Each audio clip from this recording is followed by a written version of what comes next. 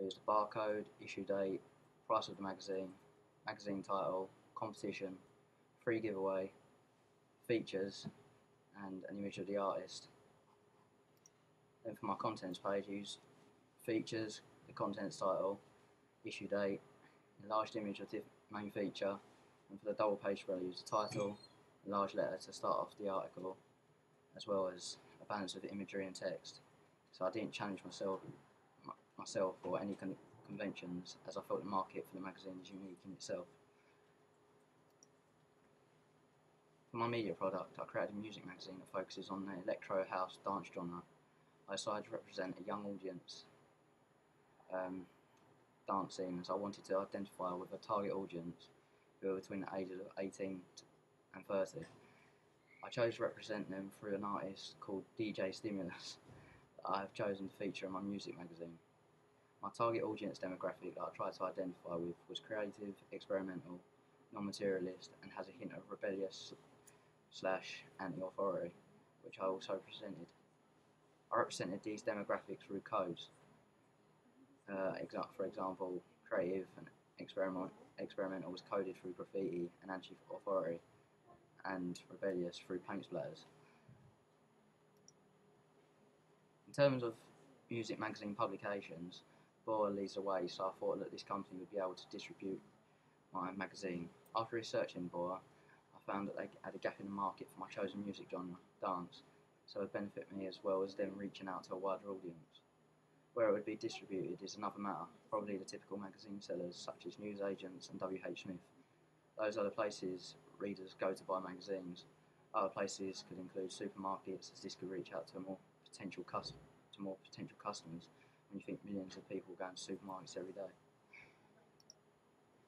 To attract my target audience, I had to identify with their demographic, creative, experimental, and non-materialist, through codes and conventions. Electro music is quirky in itself through its beat, so I was inspired to make my magazine quirky.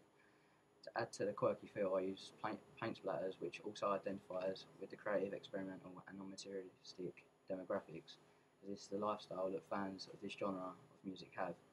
I use Bauhaus 93 font, as it has a quirky style, which adds to the theme of the magazine. I use a retro font called Mexcellent, which also fits the theme. The codes I used enforce a creative, experimental, and non-materialist style. When constructing my media product, I used editing programs such as Adobe Photoshop and Adobe Fireworks. I was familiar with both programs, as I have used Adobe Photoshop to a basic level. When constructing my media product, I gathered a clearer understanding of how to use it. I used Adobe Fireworks to edit and manipulate images for my magazine. I had previous experience in using Adobe Fireworks, so I found it simple to use. I also used an Apple Mac for the first time to create my media product, which has enabled me to gain new skills in ICT, as now I'm able to use both Apple Macs and the PC.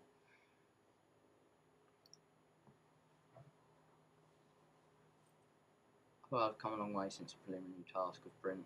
I feel I have learnt more in terms of layout, representation, and essentials in a magazine through my research. The music magazine looks more professional than the preliminary task, as the contents has improved in terms of layout, colour, and consistency. My front cover has improved dramatically, as there is more on the front cover, not looking bare and boring. My front cover also has a kicker on the front, suggesting to the reader what's inside the article. I feel I have a better understanding of media concepts in terms of codes and conventions, as I have had to use them in my magazines such as lifestyle and representation.